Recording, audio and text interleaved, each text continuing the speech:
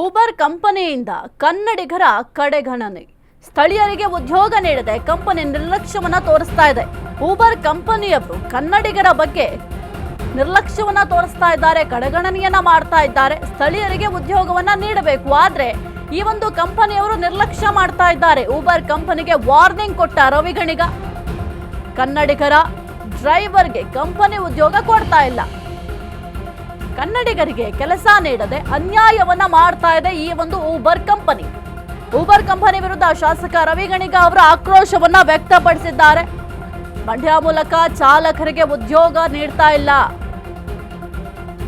ಕರ್ನಾಟಕದಲ್ಲಿ ಬೇರೆ ರಾಜ್ಯದ ಚಾಲಕರೇ ಹೆಚ್ಚಿದ್ದಾರೆ, ಕರ್ನಾಟಕದ ಚಾಲಕರಿಗೆ ಮೊದಲ ಆದ್ಯತೆ ನೀಡಬೇಕು, ಇಲ್ಲವಾದಲ್ಲಿ ಉಗ್ರವಾದಂತಹ ಹೋರಾಟ ಮಾಡುವುದಾಗಿ ವಾರ್ನ್.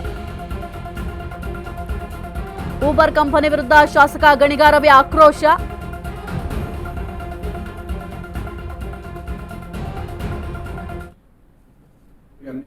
ಬಗ್ಗೆ ಈ ಕೂಡಲೇ ಊಬರ್ ಕ್ಯಾಬ್ನವರು ಕನ್ನಡಿಗರ ಡ್ರೈವರ್ಗಳಿಗೆ ಕೆಲಸ ಕೊಡದೇನೆ ಆಟ ಆಡಿಸ್ತಾ ಇರೋದ್ರ ಬಗ್ಗೆ ನಾನು ತಿಳ್ಕೊಂಡಿದ್ದೀನಿ.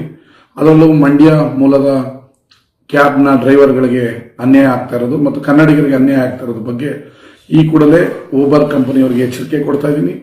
ನೀವು ಹೊರ ರಾಜ್ಯದವರಿಗೆ ನಿಮ್ಮ ಮಾಲೀಕತ್ವದ ಕಾರುಗಳಿಗೆ ಹೆಚ್ಚಿನ ಬಾಡಿಗೆ ಕೊಡೋದು, ಕನ್ನಡಿಗರಿಗೆ ಅನ್ಯಾಯ ಮಾಡಿದ್ರೆ ಇದನ್ನು ಸಹಿಸಲ್ಲ. ನಾನು ಹೋರಾಟದ ನೇತೃತ್ವ ವಹಿಸಬೇಕಾಗತ್ತೆ. ಎಚ್ಚರಿಕೆ.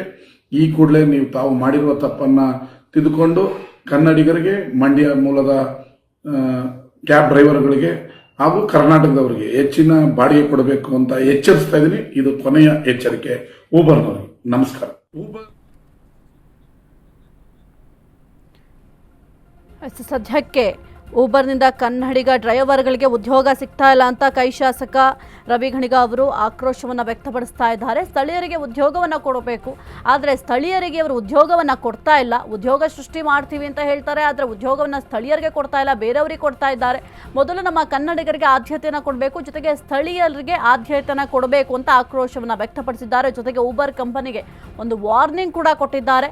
ಕನ್ನಡಿಗರಿಗೆ ಕೆಲಸ ನೀಡದ ಅನ್ಯಾಯವನ್ನು ಮಾಡ್ತಾ ಇದ್ದೀರಾ, ಹಾಗಾಗಿ ನೀವು ಇನ್ನು ಮುಂದೆಯೂ ಕೂಡ ಇದೇ ರೀತಿ ಮುಂದುವರೆದ್ರೆ ನಿಮ್ಮ ವಿರುದ್ಧವಾಗಿ ನಾವು ಉಗ್ರ ಹೋರಾಟವನ್ನ ಮಾಡ್ತೀವಿ. ಕರ್ನಾಟಕದಲ್ಲಿ ಬೇರೆ ರಾಜ್ಯದ ಚಾಲಕರೇ ಹೆಚ್ಚಿದ್ದಾರೆ, ಆದರೆ ಅವ್ರಿಗೆ ನೀವು ಅವಕಾಶ ಕೊಡ್ತಾ ಇದ್ದೀರಾ. ಮೊದಲು ನೀವು ಕರ್ನಾಟಕದ ಚಾಲಕರಿಗೆ ಆದ್ಯತೆಯನ್ನ ನೀಡಲೇಬೇಕು ಅಂತ ವಾರ್ನಿಂಗ್ ಕೊಟ್ಟಿದ್ದಾರೆ.